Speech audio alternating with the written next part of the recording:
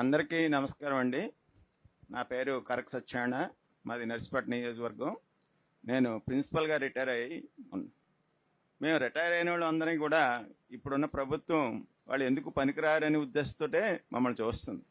మేమందరం 35-40 సంవత్సరాలు ఈ సమాజానికి మా స్థాయిలో సర్వీస్ చేసి ఇవాళ రిటైర్ అయి ఉంటే మన మిత్రులు చెప్పినట్టు అడిషనల్ క్వాంటమ్ పెన్షన్ అంటే 70, 75, 80 ఇలాగా ఏజ్ పెరిగిన కొద్ది ఆ పర్సంటేజ్ పెంచేటువంటి పరిస్థితి ఉంటుంది.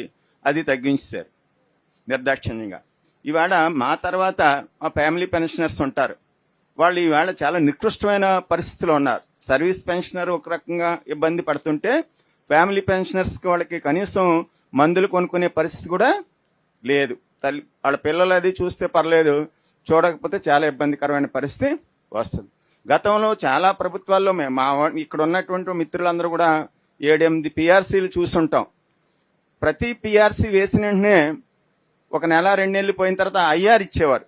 ఏ ప్రభుత్వం అయినా సరే ఐఆర్ ఇచ్చి, ఇప్పుడు పిఆర్సీ వేసి కనీసం కమిషన్కి పూర్తి సభ్యులను ఇవ్వలేదు, మా ఐఆర్ గురించి అడగలేదు. మేము ఎలా తయారయ్యామంటే 1వ తారీఖు జీతం వస్తే చాలు అనుకుంటున్నాం. ఇప్పుడు 10 చేసాడు. 10 వస్తే చాలు, కనీసం కొంతమంది అన్నా ఈ క్రెడిట్ రేటింగ్ పోకుండా ఉంటుంది అనే స్థితికి తీసుకొచ్చాడు సైకలాజికల్గా. మేమే కాదు, సర్వీస్లో ఉన్న ఎంప్లాయీస్ కూడా ఐఆర్ అడిగేటువంటి పరిస్థితి లేదు. తర్వాత ఎంప్లాయీస్ని ఎంత దారుణంగా హింసించాలో అంత హింసిస్తున్నాడు.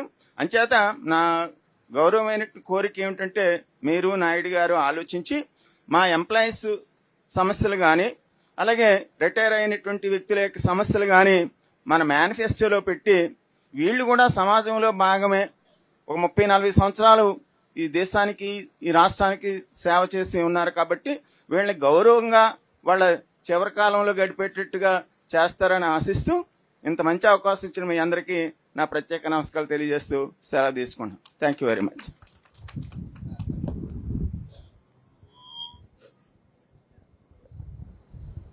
అయ్యారు మీరే కాదు, సమాజంలో కూడా అందరూ ఈరోజు భయపెడుతున్నారు.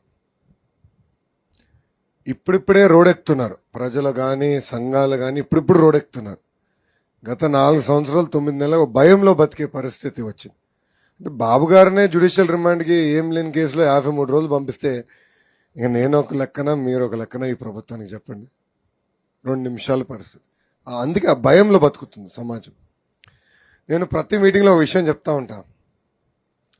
తన్నే దున్నపోతు జోలికి ఎవరు వెళ్ళమండి. ఎందుకంటే అమ్మ సంతుందిరా బాబు ఎందుకులే గోలని దూరంగా నడుచుకుని వెళ్ళిపోతాం. కానీ అదే పాలిచ్చే ఆవు ఒకరోజు తక్కువ పాలిస్తే ఇంత ఇచ్చింది ఇంకా 2 లీటర్లు ఎక్కువ ఇవ్వచ్చు కదా అంటాం. అంతే కదన్నా. తన్నే దున్నపోతు వైకాపా ప్రభుత్వం, పాలిచ్చే ఆవు తెలుగుదేశం ప్రభుత్వం. సంఘ పెద్ద అంటే రిటైర్డ్ ఎంప్లాయీ సంఘాలు ఎవరు కలవలేదు, కానీ ఇతర కుల సంఘాల్లో పెద్దలు కలిసి అడిగాడు, అన్న మీరు పోరాడట్లేదు, గతంలో ఒక చిన్న ఇష్యూ కూడా రోడెక్కేవారంటే తన్నే దున్నపోతు జోలికి వెళ్తావా అంటారు. వాళ్ళే అంటారు. అక్కడి నుంచి వచ్చింది, నేను నేర్చుకున్నా, ఓహో ఇదా పరిస్థితి ఆంధ్ర రాష్ట్రంలో. మీరు అన్నట్టు గతంలో 1వ తారీఖు నాడు రాకపోతే జీతాలు అందరు గొడవ పెట్టి బాబు గారు ఇవ్వట్లేదు, ఇదేంటిది డూమ్ డామ్ టపకే అనేవాళ్ళం. ఇప్పుడు మీరు అన్నట్టు 10వ తారీఖు జీతం వస్తే చాలరా బాబు అంటున్నాం. ఇంకో పక్కన ఐఆర్ లేని పరిస్థితి. ఇది కరెక్ట్ కాదు. ప్రధానంగా ఇది కరెక్ట్ కాదు. రెండోది, అనేక హామీలు ఉద్యోగస్తులకి ఇచ్చి ప్రభుత్వ అధికారంలోకి వచ్చింది. ఏ ఒక్క హామీని నిలబెట్టుకోలేదు. నంబర్ 1. నంబర్ 2, విచిత్రం ఏంటంటే ఈరోజు ఏదో ఉద్యోగస్తులు దోచుకుంటున్నారు అని చెప్పే పరిస్థితికి వాళ్ళ సొంత పత్రిక రాసిందంటే అది చాలా బాధాకరం. మీరు చూస్తుంటారు ఆ గొడవ జరిగినప్పుడు, పిఆర్సీ ఇష్యూ జరిగినప్పుడు సాక్షిలో ఉద్యోగస్తుల్ని కించపరిచే విధంగా ఎట్లా ఆర్టికల్ రాశారో ఒకసారి గుర్తు తెచ్చుకోమని మిమ్మల్ని అందరూ కోరుతున్నాను. ఇది కరెక్ట్ కాదు. అంటే ఈ ప్రభుత్వం ఏం చేస్తుందంటే కులాలు, మతాలు, ప్రాంతాల మధ్యన చిచ్చు పెట్టి రాజకీయ లబ్ధి పొందాలని ప్రయత్నిస్తుంది. ఇప్పుడు కొత్తగా స్టేట్మెంట్ చేస్తున్నాడు ఈయన, ధనవంతులకి పేదవాళ్ళకి జరుగుతున్న యుద్ధం అని. జరిగేది అది కాదు, పేదవాళ్ళకి దోపిడిదారుల మధ్యన జరుగుతున్న యుద్ధం. అది ఇప్పుడు జరగబోతుంది.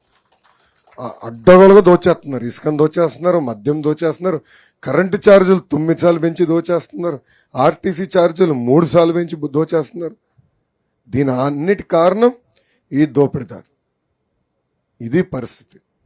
మేనిఫెస్టోకి వచ్చే గల ప్రధానంగా నేను అంటే పాదయాత్రలో 2-3 వేరే ఇష్యూలు కూడా అడిగినప్పుడు అది ఒకటి చెప్పాను. There is assurance, there is manifesto.